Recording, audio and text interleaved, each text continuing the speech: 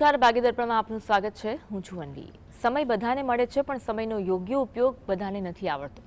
તો આજના સુવિચાર સાથે શરૂ કરીશું આજનો ભાગીદાર।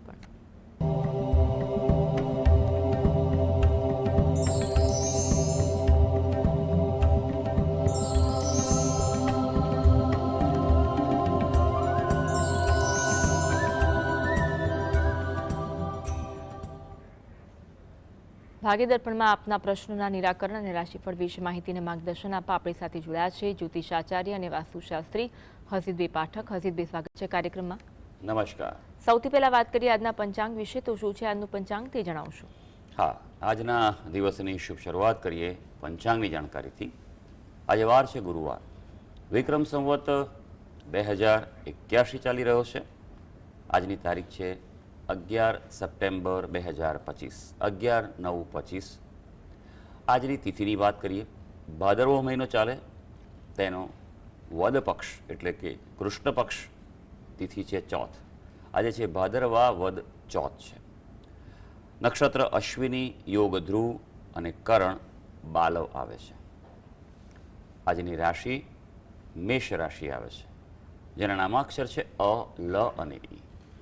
એટલે આજે જો કોઈ બાળક જન્મે તો તેનું નામ મેષ રાશિ પરથી પાડવું હિતાવહ રહેશે। ઉપરાંત ગ્રહ ગોચર અને મુહૂર્તની ગણતરી માટે પણ મેષ રાશિને લક્ષમાં લેવાની રહેશે। દિન વિશેષની વાત કરીએ તો આજે પાંચમ છે, ચોથ બેસી પાંચમા બેસી જાય છે, માટે આજે શ્રાદ્ધ જે છે તે પાંચમનું શ્રાદ્ધ કરવાનું છે। આજે ભરણી શ્રાદ્ધ પણ છે। ભરણી નક્ષત્રમાં જે અસ્તથી મરી ગયેલા હોય તેવા વ્યક્તિઓનું શ્રાદ્ધ કરાતું હોય છે। અને જ્વાળામુખી યોગ છે બપોરે 1:50 શરૂ થશે। જી, આજની વાસ્તુ ટીપ જણાવશો? હા, વાસ્તુ ટીપમાં આપણે વિશેષ વાત કરી રહ્યા છીએ તે છે રસોઈ ઘર એટલે કે કિચન। ઘરમાં કે જ્યાં પણ વ્યવસ્થા હોય, આપણે કદાચ કોઈ કોમર્શિયલ જગ્યા હોય તો તેમાં પેન્ટ્રી પણ ઉપયોગ થતી હોય છે।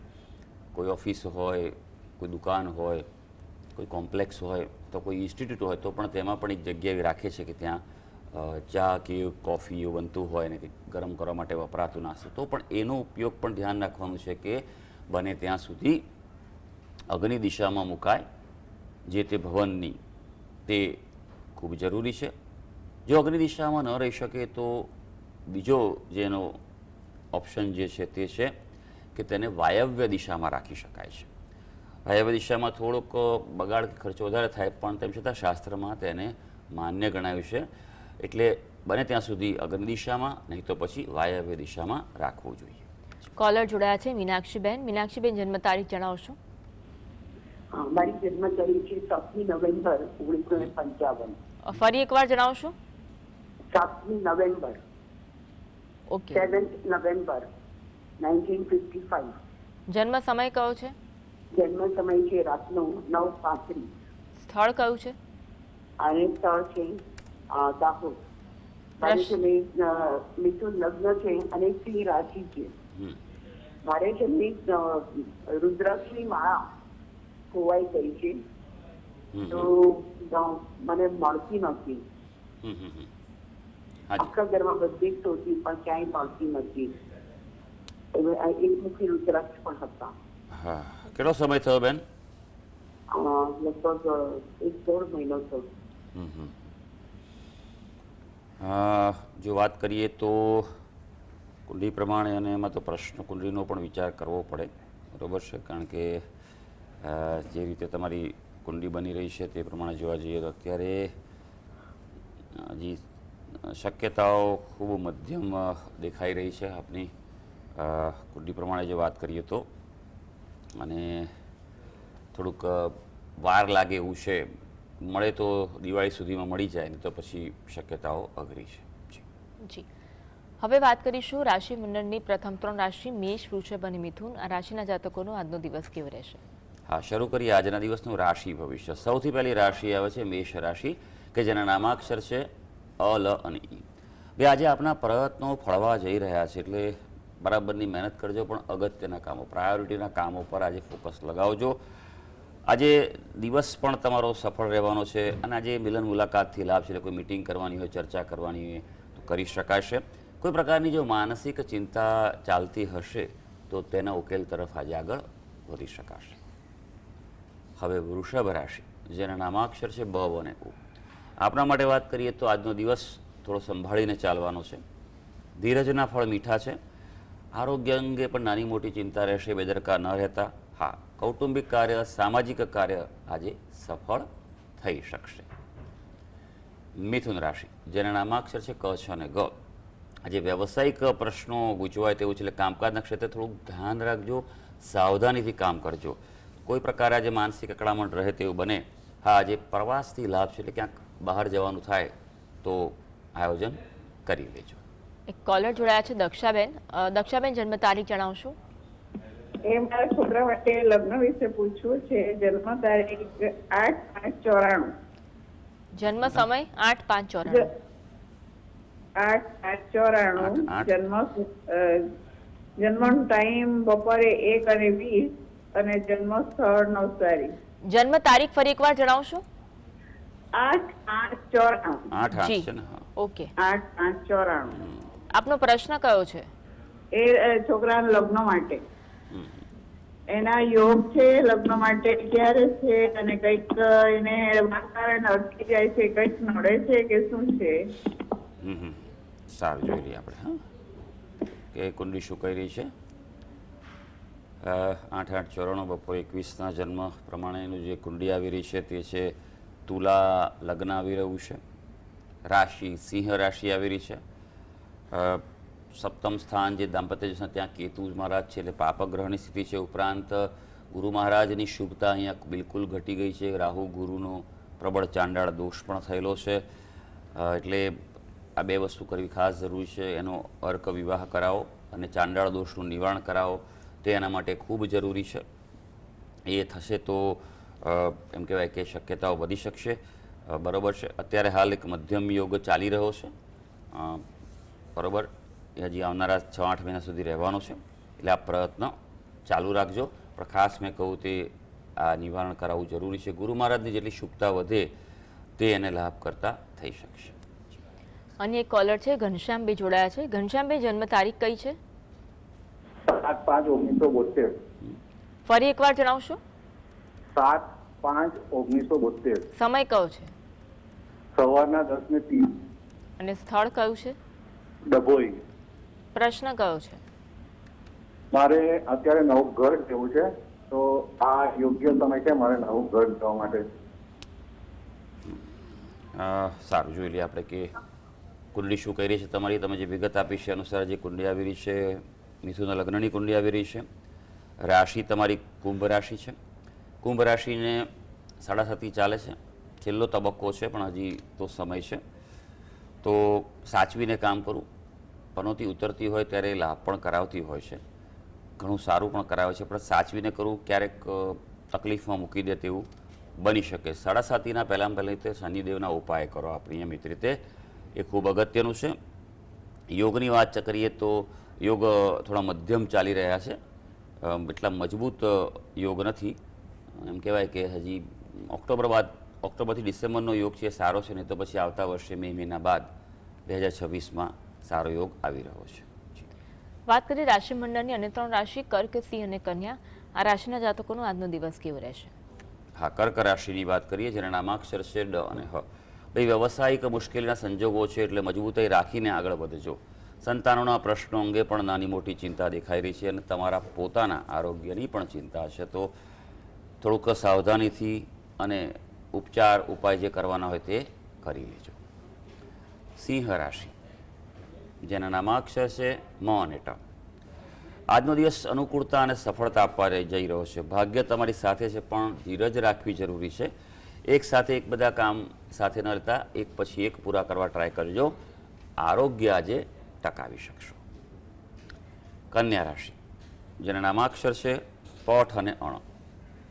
ભાઈ, લાભની તક ગુમાવી ના પડે તેનું ધ્યાન રાખજો, એટલે કે સાવચેતી રાખજો. જીવનમાં સજાગ રહેજો.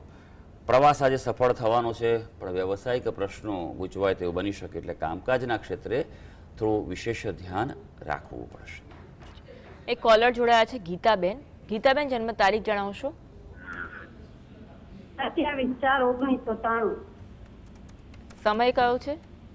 સમય સાંજના 5. સ્થળ કયું છે? સ્થળ ભાવનગર.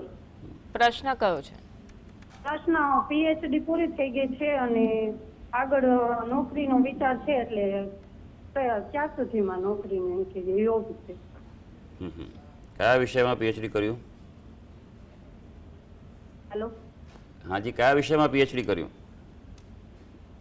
ઈ તો મને નથી ખબર, અચ્છા. પણ અત્યારે તો અહીંયા પ્રાઇવેટ કોલેજમાં જોબ કરે છે પ્રોફેસર તરીકે. કોના વિશે પ્રશ્ન છે આ? પતિ ઓકે ઓકે, સારું સારું. પતિએ પીએચડી કર્યું તો એટલી તરફ ધ્યાન નાખવું ને, તમે પ્રશ્ન કરો છો તો પતિને સાથે રાખ્યા છે કે નહીં તમે?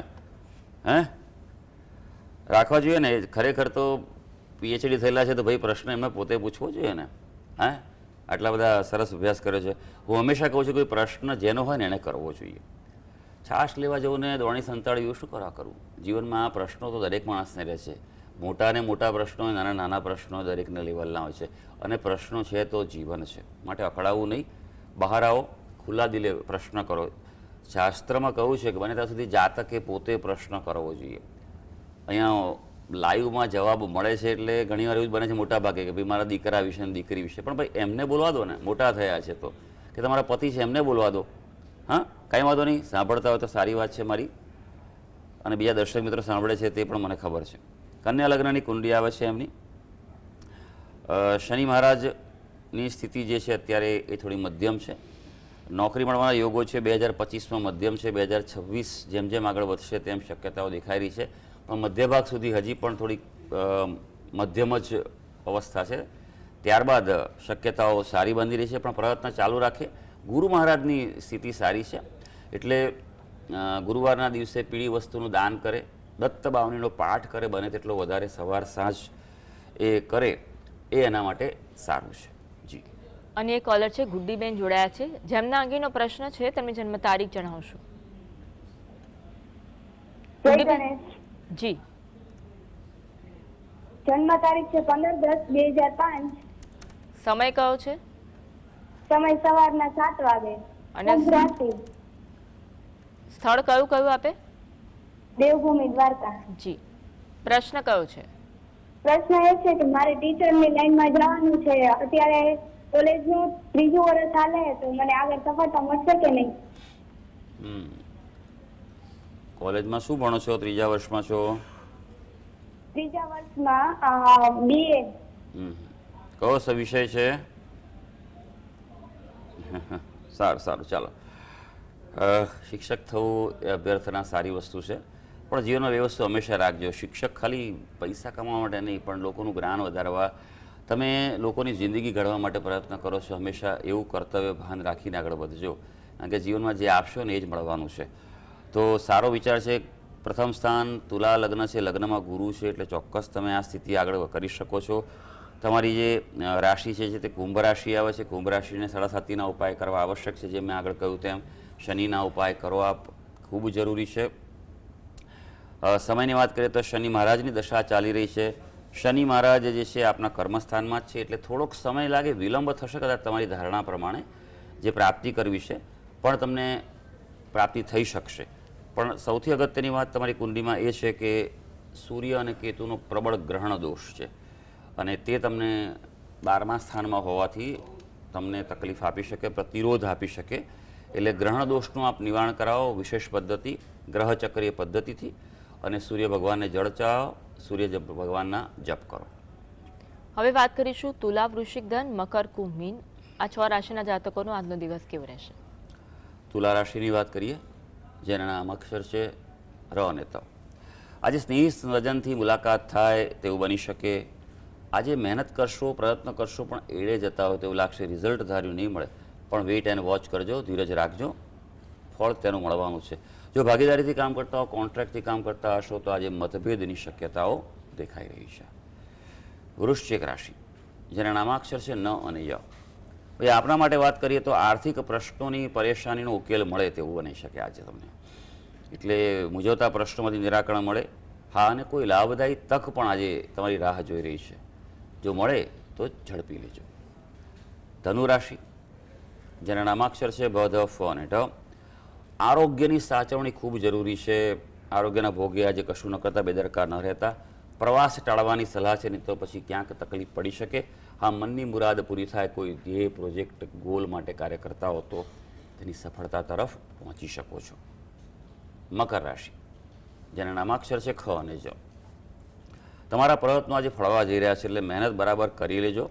કૌટુંબિક સમસ્યા કોઈ ચાલતી હશે તો તેનો ઉકેલ મળે, તે ચિંતા દૂર થાય તેવું બની શકે. હા, સંતાનના પ્રશ્નો આજે થોડા તમને મૂંઝવણ આપી શકે. કુંભ રાશિ, જેના નામાક્ષર છે ગ, સ, શ અને શ. લાભનો પ્રસંગ છે આજનો દિવસ છે. ગ્રહો તમારી સાથે છે, ધાર્યું કરી શકશો.